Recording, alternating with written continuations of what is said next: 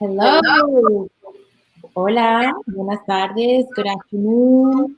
Bonsoir. Thank you everyone for joining the Florida Immigrant Coalition to discuss this very important proposed piece of legislation. My name is Melissa Taveras. I'm the Director of Media and Government Affairs. I'm very happy to be sharing space with all of you and talking about a new direction for our immigrant communities. We're very excited to know that our voters delivered a clear political and moral mandate this election to shift our country toward an entirely different direction, to protect our communities and to stand with our communities. And to discuss this proposed piece of legislation a bit further, we have a few guests who are going to be joining us. First, we're going to have Zulma Arias. She is from FIRM, one of our national partners, to discuss this entirely new roadmap to freedom for our immigrant communities. So welcome, Zulma. Thank you so much for taking the time today to share space with us and to talk about this new proposed piece of legislation, literally a roadmap to freedom for our nearly 11 million undocumented in the United States. That is correct, Melissa. It's such a pleasure to be here on such an important day for us. Wednesdays, I feel like Wednesdays for the entire year have been very historic moments in this month and in this country. So happy to be here. My name is Zulma Arias. I am the Director of Immigration and Power Building at Community Change. And Community Change, of course, houses and has housed the Fair Immigration Reform Movement, which is a network of incredible organizations, including FLIC and many others across the country who really, for the last 20 years, have fueled and powered this movement for immigration reforms, for full inclusion of all our communities into this country, right? We're already here, we're contributing, but we've been fighting for citizenship for the 11 million and for full inclusion. So today is important for us, and like you mentioned, Melissa, the roadmap to freedom has been a vision, a North Star that this network has been talking about and working on for over 2 years now.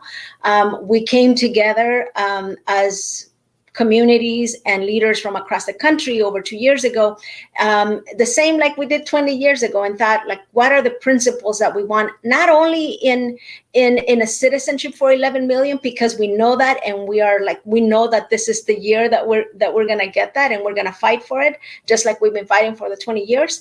But the roadmap to freedom is really a set of policies that really envision, like, even beyond the legalization of or citizenship for 11 million, it really begins to establish a fair path, like even beyond that. What does it look like to really reimagine what needs to happen in this country?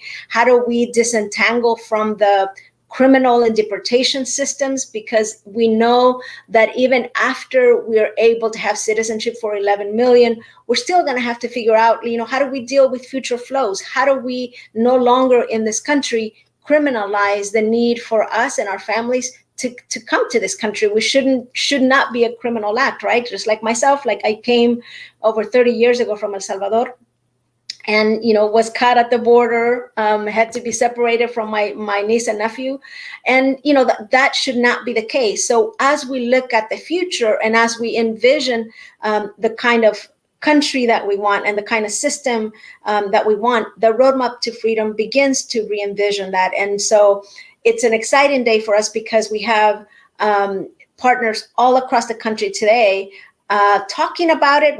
We just finished about 10 minutes ago a presser with representatives, Pramila Jayapal, who's taken the lead in this, to introduce the resolution, plus many others who are joining and jumping in.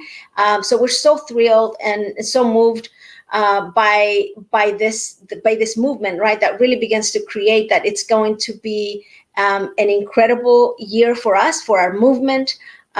So I want to thank all of you in Florida, all of your incredible work. We need to continue to push. This is not a time, for us to go slow. We've been on defense mode for the last 4 years, But at the same time that we have been on defense mode, we've built an incredible movement that has finally created the conditions with who we have in the White House right now, who we have in Congress, who we have in the House, and who we have in the Senate.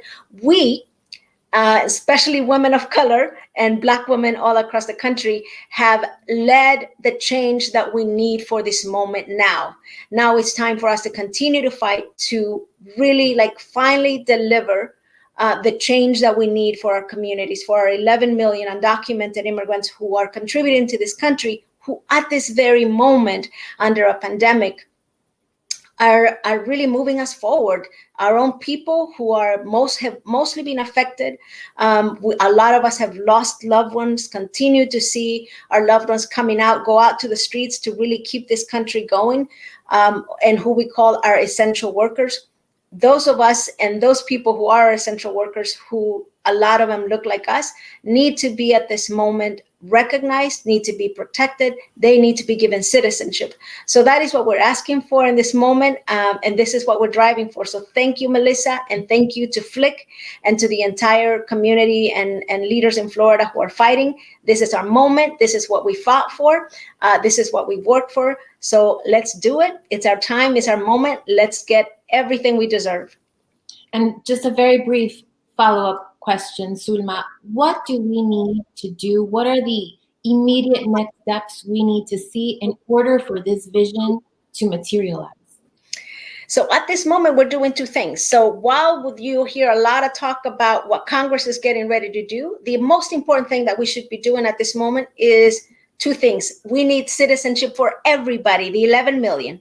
But at this very moment, over the next 4 weeks, Congress is going to be deciding on this package relief for COVID, right? There is an opportunity for us to call our member of Congress, call your senator, call everybody that you can talk to in Congress and tell them that we need essential workers, we need dreamers, we need TPS recipients included in those relief packages, including green cards. They need to get protection. They need to be legalized. They need to be recognized. All our essential workers, undocumented essential workers, could be up to 5 million. So we need to start there. If they're real about giving us what we deserve, they can start by including all of us in the essential worker package that could legalize up to 5 million people. Awesome. Thank you so very much. Thank you, Melissa. Thank you, everyone. It's a pleasure to see you and to share space with you. Thank you for informing us in our communities. A queen, like always. Thank you. And speaking of the importance of our congressional delegation and our congressional leadership, it is truly our honor to welcome Representative Darren Soto from the great District 9 of the state of Florida. Thank you very much, Representative Soto, for joining us. Thanks for having me, Melissa. Representative, what is your take on this proposed vision that our communities have now for comprehensive immigration reform, basically for our 11 million? What is your take on that, and what does it mean particularly for your constituents in District 9 in the state of Florida? Sure. So we saw Biden put out the U.S. Citizenship Act. That is a bill that Linda Sanchez, who will lead our immigration matters on behalf of the Congressional Hispanic Caucus, the group that will lead the immigration debate in the Congress, will be utilizing as the main vehicle. I agree with your previous speaker that we have a 100-day strategy and we have sort of a longer strategy. We have to utilize the first 100 days, whether it's in the COVID package or through reconciliation, to finally get the DREAM Act passed and give these dreamers a pathway to citizenship. We have to make sure TPS recipients have a pathway to citizenship. We have an opportunity for essential workers, folks who so many folks are relying on to have us be able to run our economy and our nation, an opportunity for them and for the Farm Worker Modernization Act, which created pathway to residency and citizenship for our farm workers too. It's been 20 years now.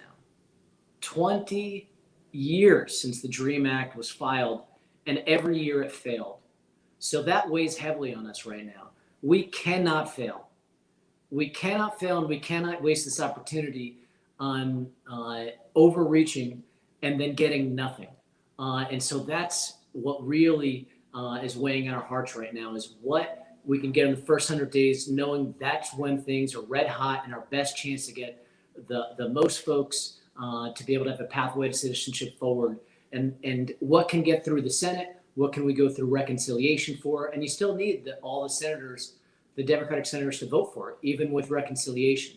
The good news for folks who are maybe not familiar with budget reconciliation, unlike with the filibuster where you need 60 votes, including 10 Republicans, and they haven't been really helpful on these issues over the years, you can get certain bills through the budget with 50 votes plus the tiebreaker of Kamala Harris, our vice president, who presides over the Senate.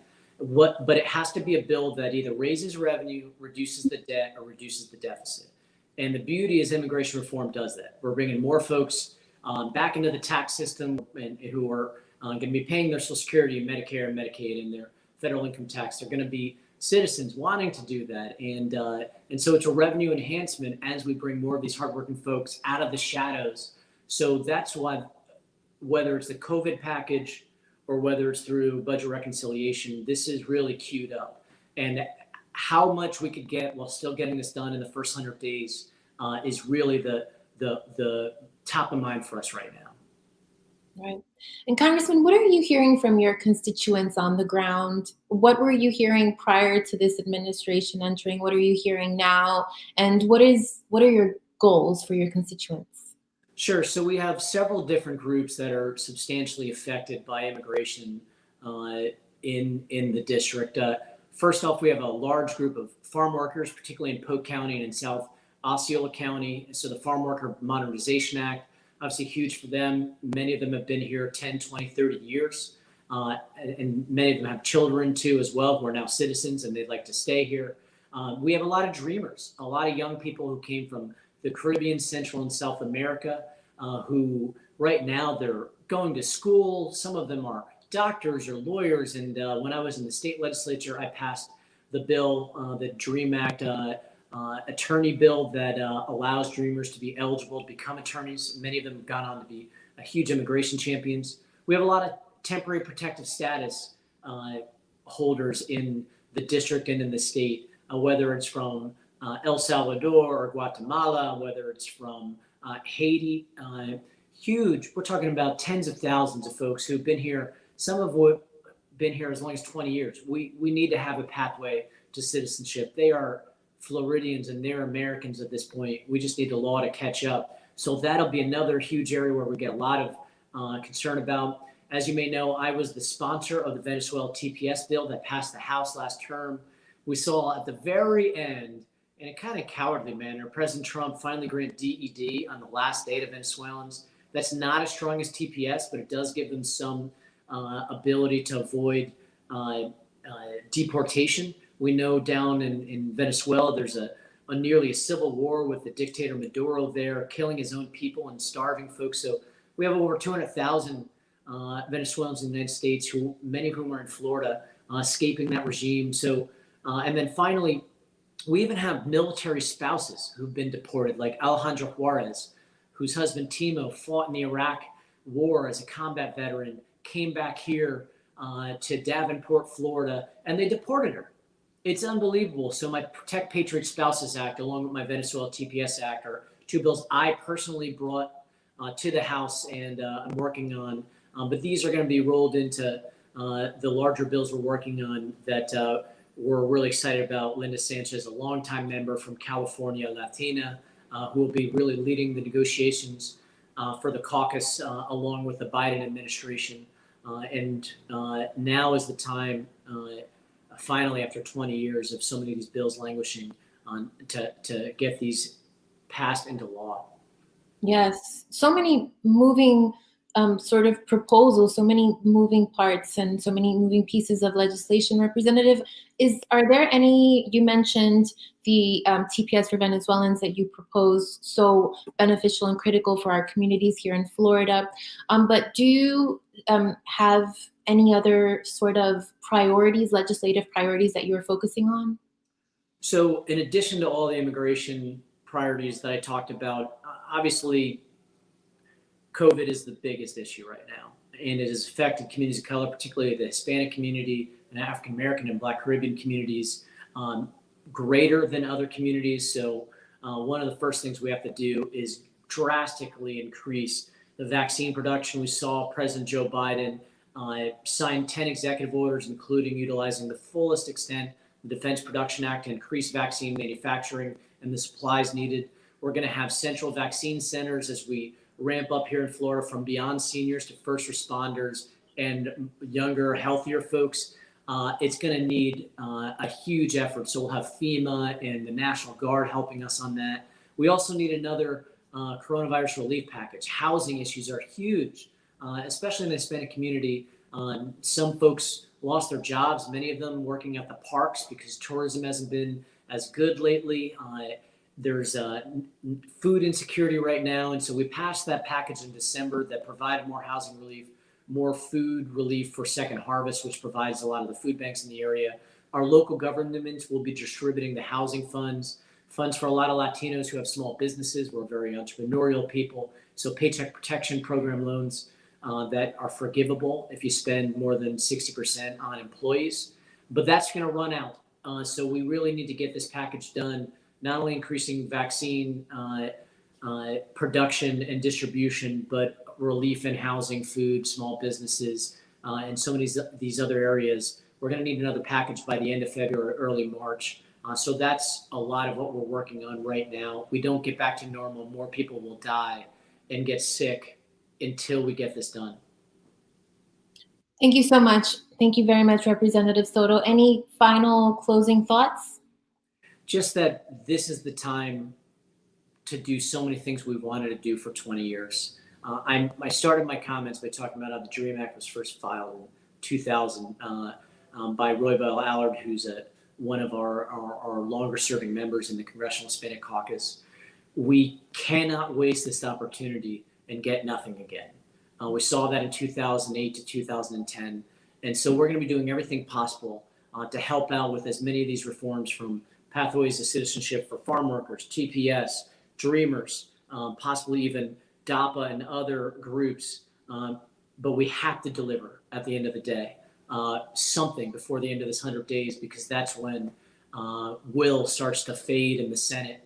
And we are going to do everything we can, do it in a bipartisan fashion. But if not, we will go it alone using budget reconciliation just with the Democrats to get this done, because the American people and so many in the Latino community are counting on us. Great. Thank you very much, Representative Soto from the great District 9 in the state of Florida. Thank you for sharing space with us. Thanks, Melissa. Thank you very much. And it's our great honor now to invite our final guest. She is Farah Lario. She is actually a TPS beneficiary, so she's actually someone who can talk about the impacts of the policy on a personal level. Okay, thank you so much. Farah, thank you so much for joining us. We're having some technical difficulties in seeing you, but we're very happy to be able to speak with you. Thank you, Melissa, for having me today. Can you hear me clearly?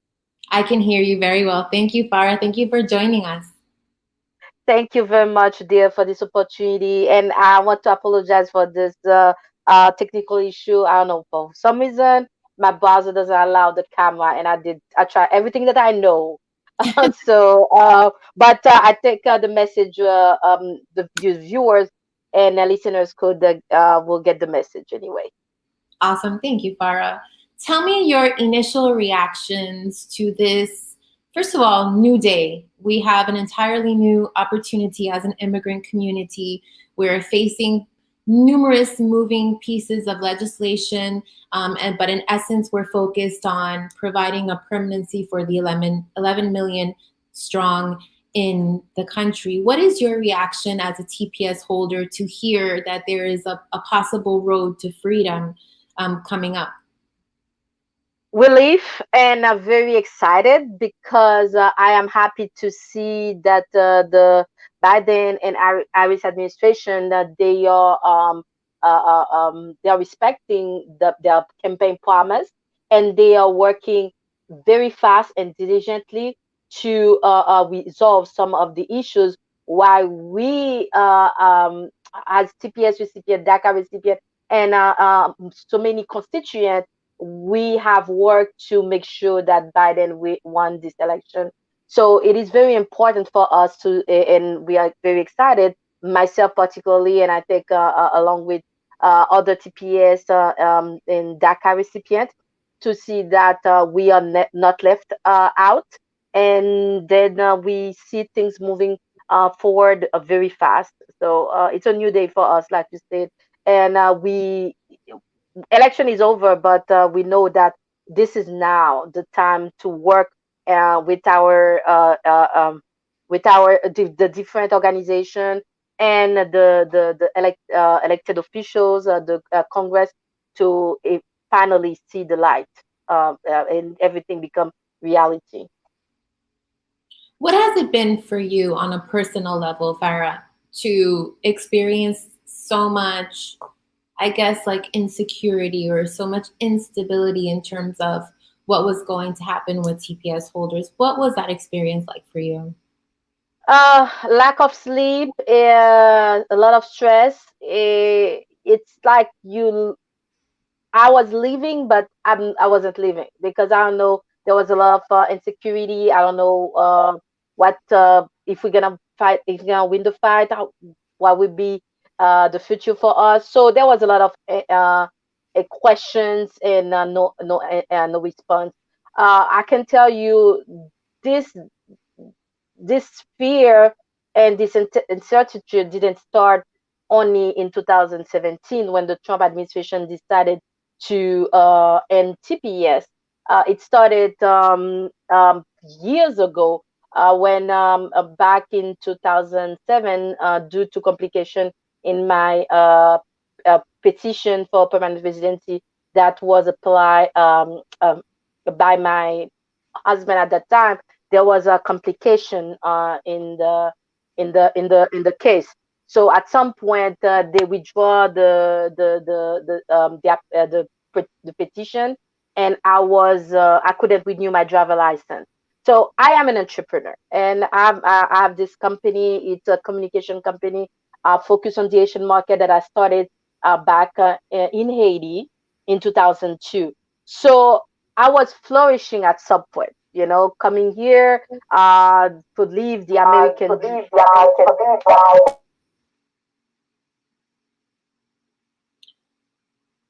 Okay, folks, very sorry about. Oh, now we got you, Farah, and we actually have you on camera now too. But we can't hear you, as such is life.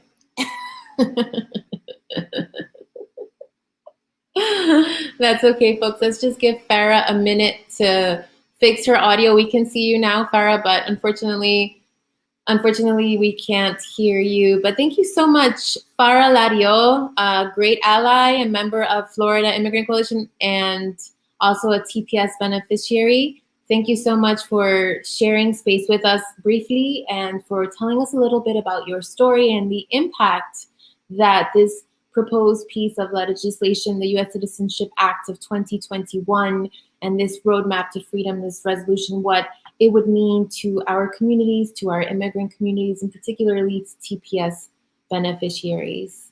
Thank you so very much. And that's pretty much all we've had for time.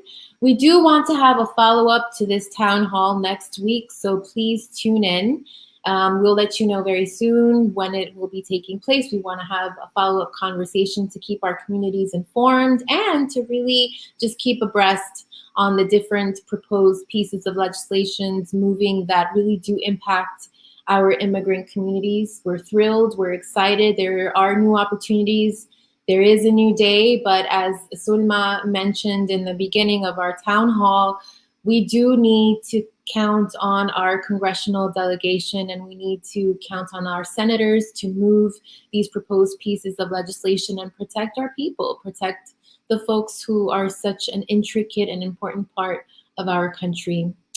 Thank you so very much. We're very sorry for the technical difficulties we had. Again, we will be sharing space with all of you again next week, and we'll be able to open up for questions and comments then. And we're very much looking forward to sharing space space with you again. Thank you so very much, Melissa Tavares with the Florida Immigrant Coalition, and we look forward to staying in touch with all of you. Thank you. Thank you.